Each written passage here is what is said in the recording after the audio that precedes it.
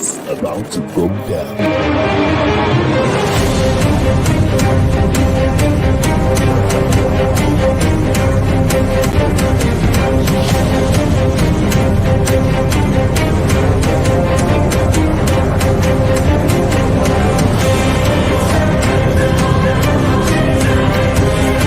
It's lovely pass, and there he turns cleverly. Can he find a finish? Oh, he can! Skill by Joshua, and a return right hand. Good counter right. Bullen is hurt. Second right hand. That clipped him as well. Now he goes in for the kill. Well, Ricciardo is inching into the lead, and Ricciardo that win the Italian Grand Prix! Iguodala running the floor.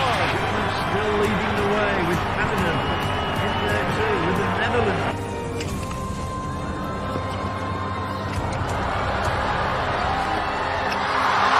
And Musa makes it 4 goals in 2 World Cup matches. The Monaco Grand Prix! Ricciardo triumphant in Monza. Through Bowden, Barrett, and an early touch and an excellent... Sports Orbit. We make the world go round. Of course, 30 players have actually resumed intensive camping ahead of the African Handball Championship that will be coming up later in Morocco. Also looking at what Johnny Gallo is saying about the number 9 jersey in the Super Eagles of Nigeria, where also we get to see Crystal Palace, Brentford are actually looking for the signature of Joe Aribo at this point in time. If, also looking at Fidelis, Chuku is saying that he wants to make history with Plateau United. Also, we're going to be looking at the news emanating from Rivers United, where they are saying that alleged death threat from Al Masar fans, and also Gandhi splashed around 96 million, and there are 47 clubs in Kano. And also the big one of today is Manchester United. We seek to rekindle the Premiership rivalry with Arsenal at this point in time. Alpha is telling me that it's a win-win situation for Manchester United later this evening. These are welcome Alpha to the show. Thank you for having me once again. I'm looking forward to that big one. I'm sure it's going to be a statement encounter. Of course, Alpha is saying that the palliative at this point in time is all over. Chelsea were the one that actually got a bit of it, just a pinch of salt. It was one finished, only left. The palliative finished the day only. Of course, left the palliative. Let's wait and see if Manchester United palliative is actually is over when they get to play Arsenal this evening, or if Arsenal will begin to share more palliative for Manchester United. Let's see how it gets passed. About we head straight to our first story, where the Nigerian handball team at this point in time they're actually been invited to. Has invited about 30 players ahead of the African Championship holding in Morocco. The camp actually started yesterday in Abuja, and the coach talking about Rafiu Salami has actually invited. He has actually invited 30 players. Also, I've seen the likes of a foreign-based player from Israel, Obina Anidi, actually being called up to the 13-man squad. Alpha, we have not actually been performing, when it comes to handball in the continent. For me, this is one, we actually saw the women's team, getting to return to continental engagement 25 years after, and now the men's team are actually, getting to be back in the African continent. Can we say that we have what it takes to win the handball championship? I don't think we have what it takes. Like we've said this over and over again, when it comes to sports, apart from the attention we pay on football, then to a large extent basketball, other sports actually suffer, and that's why you see that when we go out to the continent or for global tournaments, we seem not to do very well, because the truth is, how many young kids do you see if you ask them what kind of sport they want to take up? Very few of them will tell you that they want to grow up to be a handballer. So so I think a lot needs to be done especially in the area of sensitization, in the area of coming up with a lot of maybe like handball activities to attract new players, because the truth is, if not for thank God for the prudent energy league, Of which course. has, has been on, of course, and a lot of players from that league were invited to come. So I think games like handball, not sensitization needs to be done to really encourage the growth of the game. I remember some years back, handball used to be a big thing for quite a while, even here in Abuja, but I don't know where it went down. Because nationally, when you're calling handball teams, Abuja used to have a very solid handball team some years ago. But after a while, I don't know, maybe lack of investment, lack of proper organization and management, I think go to it had to, put all that down the drain. But luckily enough, the handball federation, the board, have some tested people who are really interested in developing this game. So I hope that if they continue with this in this form, that the league can get better.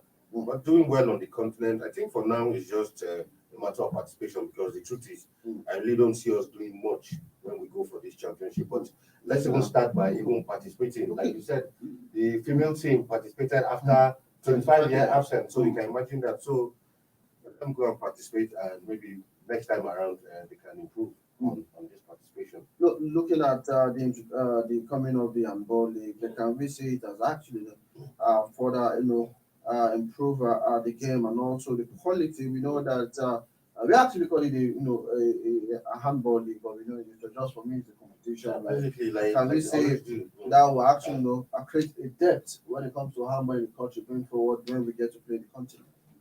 Yeah, absolutely. But the good thing is, at least there was a competition to get these people involved. Like we keep saying, for you to get better at your craft, you have to be participating. You have to be consistent in it.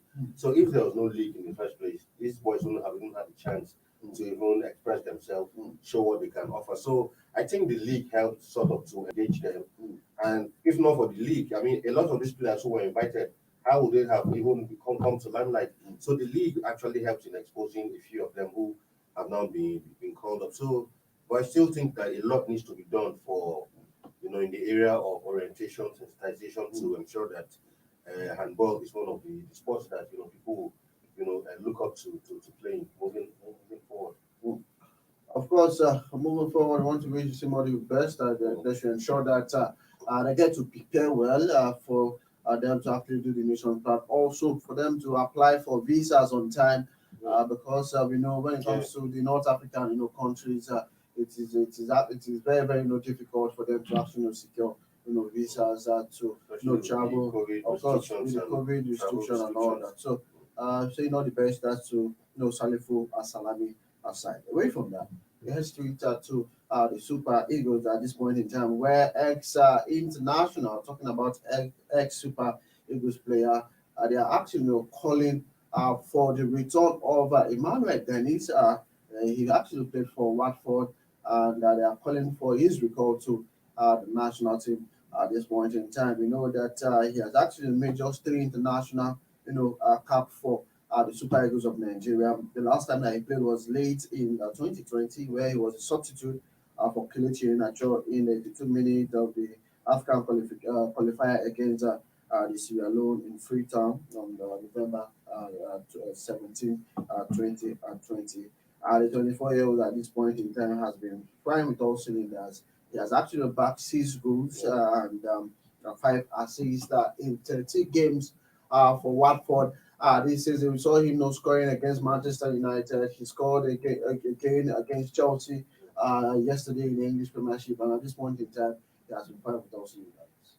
It's showing the stuff is made of, showing that he's actually a big game player. Because I mean, for you to in the EPL score against United, Chelsea, for instance, is not a small feat. And like, and he has got 3 consecutively. And like a lot of the ex-Eagle stars have been saying, I share their opinion too. These are the kind of players that Gunnar Ross will always be looking forward to call. Not going to forcefully bring someone out of retirement in an obscure league. This guy is firing on all cylinders, and till then, after he featured for the Eagles over a year ago, he hasn't gotten a call up. Just a miserable 3 caps for the Eagle, a player of his standing, where by other players from lower leagues who are not even performing as much as good as he is are getting called up. So sometimes you really question, the logic behind the invitation of some players. Is there any backhand dealing that goes into invitation that we don't know about? Because I don't really see any serious country in Africa who have a player like Dennis and not even bring him to the team, even if it's for. We had a couple of games during this period. At least you'd have even brought him to even have a feel of, one of the qualifiers we played, but his name was simply never mentioned. So I really think it's important that, considering his form, because most times players are invited based on your current form. So if you are calling players who are on form, then he deserves a place in the Eagles. Of course, former assistant coach of the Super Eagles talking about Emmanuel Manike has said Dennis is a good player. He deserves a chance in the national team. We see his quality and how best he can be used, but up to the manager to decide which player is fit into his plan. Also looking at what former goalkeeper, talking about the Nigerian Super Eagles, the goalkeeper Ike Shiromu, also said Dennis has shown his class in the English Premiership. He deserves a chance in the team. He needs to show the coach is better than what he has at his disposal. His invitation would be a good booster for the team, going forward. I know if it is a English national team or a Spanish national team, even the France, with the current performance of Dennis, his name must be on the list for 2022 AFCON in Cameroon. Definitely. So, like I said earlier, I really don't know what criteria Genadro uses in calling up players. And that's why maybe we don't wonder that people have been calling for his head, because we have a lot of good players out there. And you keep bringing in some names of players who, we don't even really know. So I think for a player like Dennis who has performed, I mean, Genatro has no excuse of not inviting him to the team. The other time when I can't remember who was missing from the play, and a certain Terry Murphy who was invited. Yes, he's a striker, but I don't know much about him. I don't know much about him. So are you telling me that Murphy is better than Emmanuel Dennis, who is well known in the Premier League? So sometimes you really look at this selection. Is it like some people in the glass house are actually suggesting some names? Because I don't see why you put Murphy ahead of Dennis. And of course, now that Osimhen is even injured, we are not even sure yet if he's going to make up to the AFCON. If he's not going to make it to the AFCON, definitely there has to be a replacement for him. And what better replacement can he be than Dennis? But the point is, at this time, is actually good. He's looking very, very good for Dennis. We know that CAF has actually increased the number of players in our team contingent to the AFCON. It has been increased to 28 due to the COVID-19 and all that. In case a player is down with COVID-19, other players can actually get to fill in those spots. So we might not see him getting to make up the 28-man list of coach Genetro when when the AFCON actually get to start right there in Cameroon 2020. So talking about the Super Eagles at this point in time, Johnny Gala said I was offered Osimhen's number 9 jersey, but I actually turned it down. Before not turn it down, before wear the jersey. But at this point in time, looking at what Igalo is saying, that the top officials in the NFF at this point in time are saying that we want to give you the number 9 jersey back, but he said no, I don't want it. Allow Osimhen to keep wearing that number. For me, it would have even been a huge disservice to Osimhen if you're just bringing back someone out of retirement to hand him the number 9 jersey that he has done what I keep saying almost anybody can perform. Saudi Arabia is a league where you go to retire. Of course, it's not a player who is aspiring to take his career to the next level does not go to Saudi Arabia. So for someone to be recalled back into the national team all the way from Saudi Arabia, and you are attempting to take up the number 9 shirt over someone like Victor Osimhen, who is one of the hottest strikers in Europe at this moment, to give it to an Igalo, it would have been a huge disservice. And I don't know how true this statement is, but if it's true, I think shame on the whoever came up with that idea. Let me just quickly read the quote. According to Johnny Gallo, a top NFF official told me I could have the number 9 jersey back, and I told him no, I had left it. Osimhen is using it now, and And coming back, I'm going to play with another jersey number. I told them to give me any jersey available. I can play with my bear skin for Nigeria. I'm a patriotic Nigerian. If it means me playing without a shirt in this team, I am going to play. It is not the shirt that score the goals.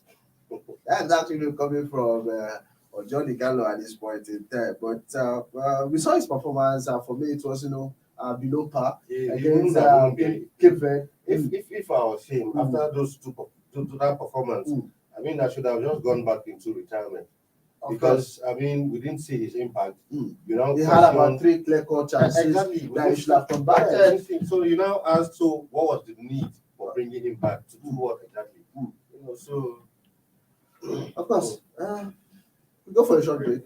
When we come back, we'll be talking about a certain Indonesian player that is being watched by Crystal Palace, Brentford, Watford, and also one man saying he's determined to make history with Plateau United. While also Rivers United has been allegedly been receiving death threats from a certain Egyptian club fans, and also looking at how Kanduje splashed about 96 million naira on the 47 club in Canada. And also we'll be looking at the big games with between Chelsea, between Arsenal and also Manchester United, that is in the at the Old Trafford. These are many more will come after the short break. Don't go anywhere.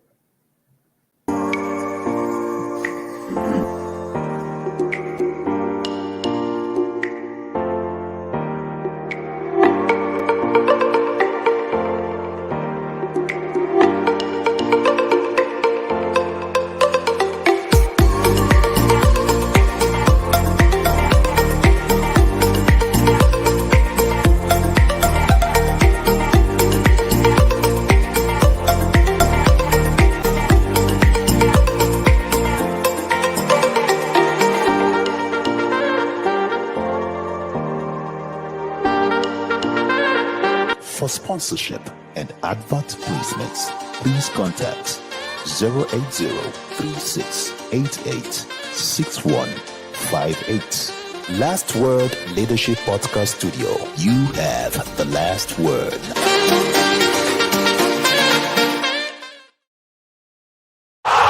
Sports Orbit. We make the world go round. Welcome from that short break into Sports Orbit right here on the Leadership Podcast Studio. We are straight to the one, coming from Joe Aribo at this point in time, where Crystal Palace, Brentford, Watford are actually, juggling for his signature at this point in time. Aribo is 25 years old and he plays for, Turkish, Scottish side, talking about, Rangers, and he actually joined Rangers 2019. And at this point in time, he's we know that he's one of the key players when it comes to control, led the Super Eagles of Nigeria. And we have seen the lives of Crystal Palace, Brentford, Watford, actually looking for a signature at this point in time. Alpha, if you are the agent who is actually managing Joe Aribo at this point in time, which club would you advise him to actually go? Crystal Palace, Brentford, Watford, looking at their current performance this season. Sometimes agents don't, when you're trying to get a deal for your players, sometimes it goes beyond the current performance of the clubs. But I mean, Crystal Palace, Watford, and Brentford, we can say these are mid-table teams, almost in the same category.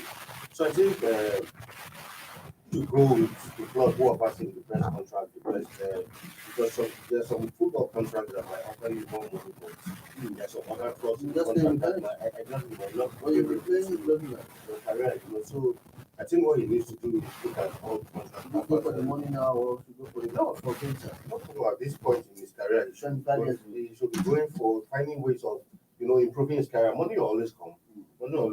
He's still 25, yet to hit his peak. So if he goes to, and of course, we all know the kind of exposure the Premiership gives. You can't compare that to the Scottish League. So I think for me, it would be good for him to make that transition from, Scotland to England, so that at least a lot of people more around the world will be able to see him. And from there, it can only lead to even for him making a step up to even a bigger club. And we usually deserve a place in the national team, looking at the likes of Little and Calvary and the rest. No, he deserves it. I mean, for Kelechi, like we were saying, I really don't know where he got it wrong. Fantastic player, but he hasn't seemed to hit the heights, those expectations that we all had for him. Spanish Second division. And all that. So that's what I'm saying. So a player of his caliber at this point in his career shouldn't be playing in the second division.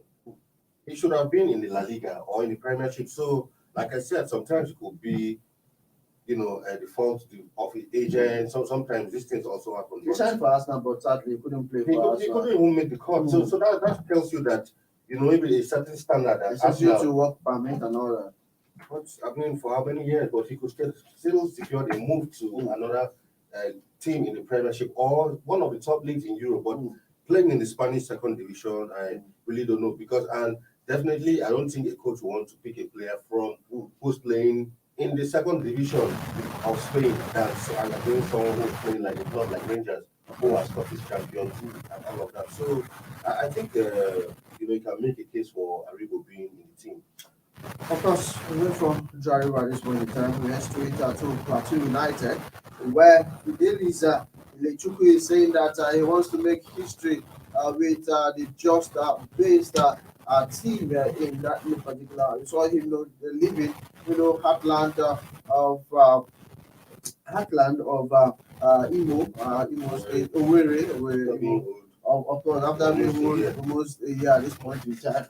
And he's actually saying that he's ready to make history with the former NPFL champions. Do you see Fidelis getting to make history with Plateau United? Possibly he can. I mean, he's a top coach, having been at the helm of affairs at Heartland of Owerri, but sadly he had to leave that position based on the backlog of salaries he was being owed at the club. So I think good one for Plateau United. He's an experienced coach.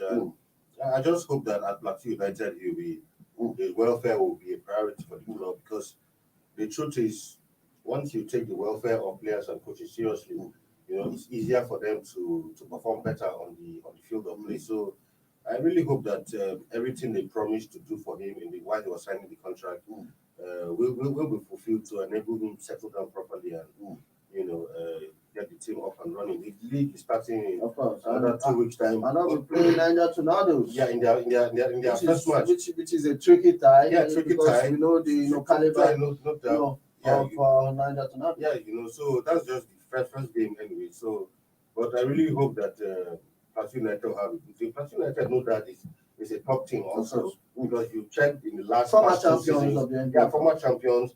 Last season they came. I think they were in the top 5.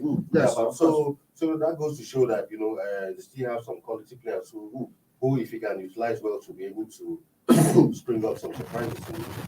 Of course, let's hope that the people can actually guide Plateau United for them to eventually, if they can actually pull this off, getting to win the NPFL for another time for the just base club. For me, it would be nice for them. So we should wish them all the best. When the league starts, they'll play Niger Tornadoes, and we get to see how that gets to pan out. Away from that, we head straight to Rivers United at this point in time, where they are saying that allegedly death threat is actually coming out from the Al Masar fans ahead of their Sunday clash in the CAF Confederations Cup at this point in time. You know that Rivers United actually defeated the Egyptians, the Egyptian side 2-1 in the first leg at the Abatanshi Stadium, International Stadium, right there in Abia, and they expected for them to play the second leg on Sunday in Egypt. And they're actually saying that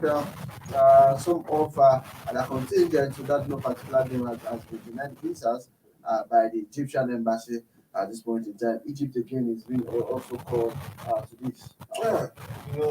So why threaten players if you are sure that your own team can perform on the pitch? This is a home game.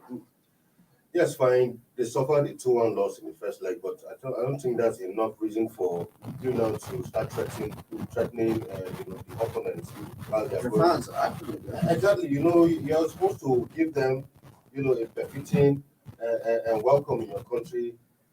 be a good host to them, and instead of not threatening them, what was the essence now? What are they trying to achieve to ensure that okay, the players will chicken out because of the death threats and not putting their best on the field of play, so their own team can have an easy ride over them. Football doesn't work like that, and I think this is something that CAF will need to investigate.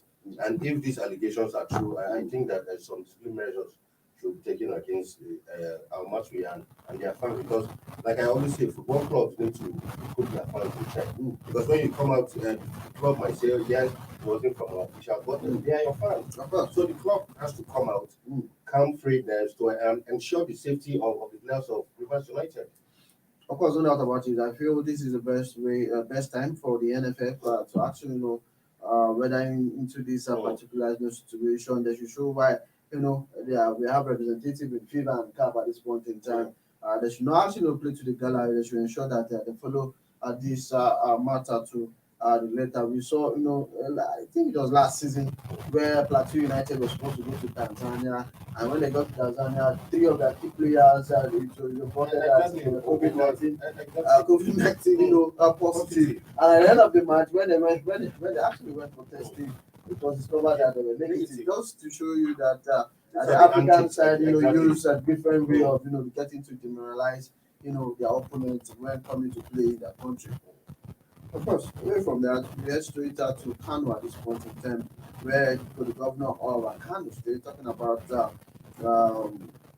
Governor Abdullahi Ganduje, has actually splashed 96 million naira to all 47 club, amateur football club in Kano at this point in time. They're saying we also, according to the Football Association chairman, is actually appreciating the kind gestures for from the state government. As it is now, each club were giving 3 million naira each, just for them to improve themselves ahead of their various league. We know that they have about they have one club in the amateur league. They have 29 club in Division 2 league, while they have about 8 club in Division 3 club at this point in time. So looking at it, is it a good move for coming from the Kano State government?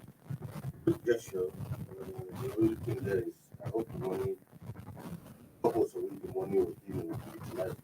We know how this kind of story goes. I think we hear that so amount was released, and you see that the team is still not properly kitted. Players still don't have good training balls and all of that. So I just hope that the officials won't, share the money among themselves, because that's what we're used to in Nigeria. Chairman, Exactly. We've always heard of those kind of cases in the past where the state government goes out, gives sums of money to a particular club, finds that relate to the pocket. in private pockets. So good gesture coming from the government, but I wish that even moving forward, the state FA or something, there has to be a way of supervising how this money is being utilized and spent for the development of the game in Kano State. Of course, away from that, we head straight to the foreign scene at this point in time, where we actually saw some matches that were actually decided yesterday in the English Premiership, where we get to see, Chelsea getting to win that match against Watford 2-1, despite the fact that only Emmanuel Dennis actually scored in that particular game.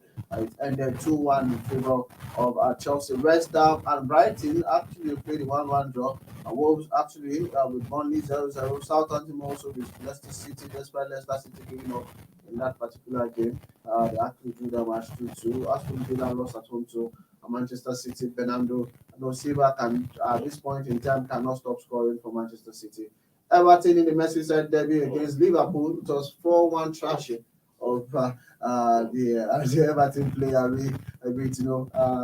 Their former coach, talking about Rafa Benitez on the army of that particular one. The game that we'll actually see today, Tottenham, Brentford, Manchester United versus Arsenal are the big one for today. But quickly, Alpha, let's get a reaction. What actually went down yesterday before we talk about the big games. Interesting games also yesterday. Of course, we saw how Chelsea narrowly secured all 3 points in that one. The Watford boys actually put up a solid performance This is the first. Okay. to ensure that they are not embarrassed. They held their own against the Chelsea side, who have been solid all through the season. And of course, for Leicester Southampton, I actually hope that Leicester were going to hold on to that lead, but they blew up that lead. Of course, City, Villa, another interesting game. Also, yes, of course.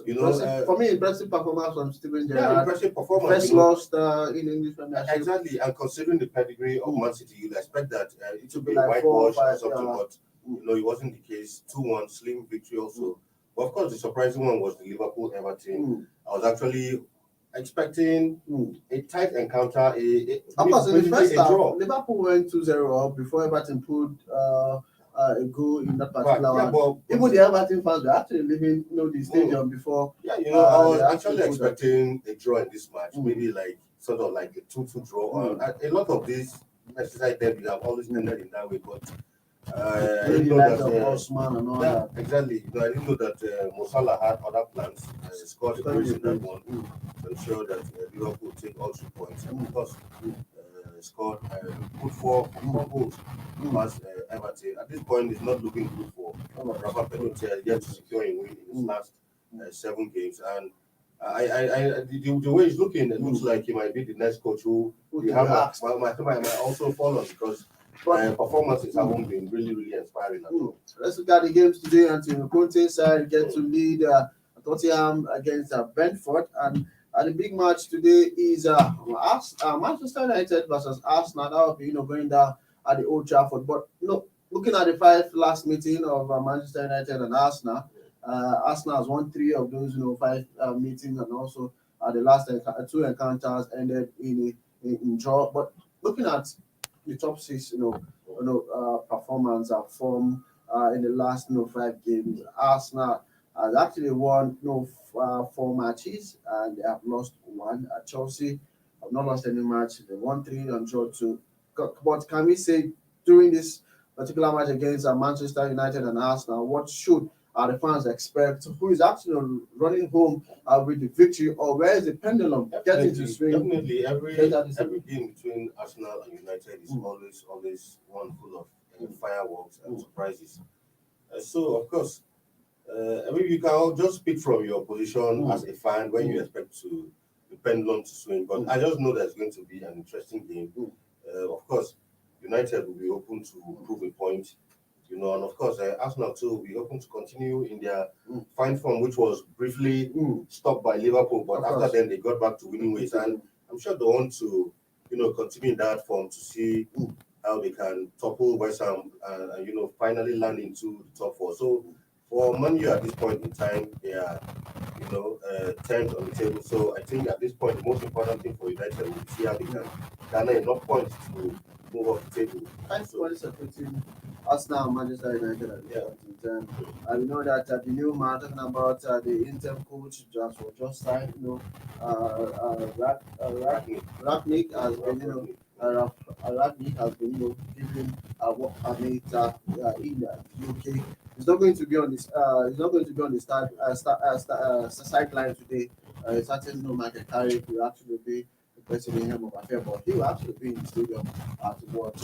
Likely to take charge on Sunday against Crystal Palace. That would be his best game. Of course, many fans are actually looking forward to this particular game. They're saying that Ronaldo always gets to score against Arsenal. Will that be the case this evening, or there might just be another, record that will be breaking in when those 2 sides get to do this evening? For me, it's a close one to call. Actually, seriously speaking, yes, off camera, of course, everybody wants to support the team, but for me, it's close to call. Of course, it's close to call at this point in time, but let's just see what the details will bring on the field of play when both teams actually rekindle their Premier League rivalry later today at the Old Trafford. Will it be the Devils, getting to actually gun down the Gunners, or will be the Gunners getting to shoot down the Devils? That will actually come up later this evening. This is what we draw the curtain for yet another edition of Sport Orbit right here on the Leadership Podcast Studio. It has been nice, talking sport with Alpha actually right here in the studio. Of course, our viewers, it has been nice, having you around and taking you through all the latest happening in the world of sports. But we'll make a return tomorrow for the final edition of the big on Sport Orbit right here on the Leadership Podcast Studio. But to me, I'm saying, my name is Olawale. I'm saying I do have a lovely day ahead of you. Bye-bye for now. God bless. Thank you for watching. For sponsorship and advert placements, please contact 080-3688-6158. Last Word Leadership Podcast Studio. You have the last word.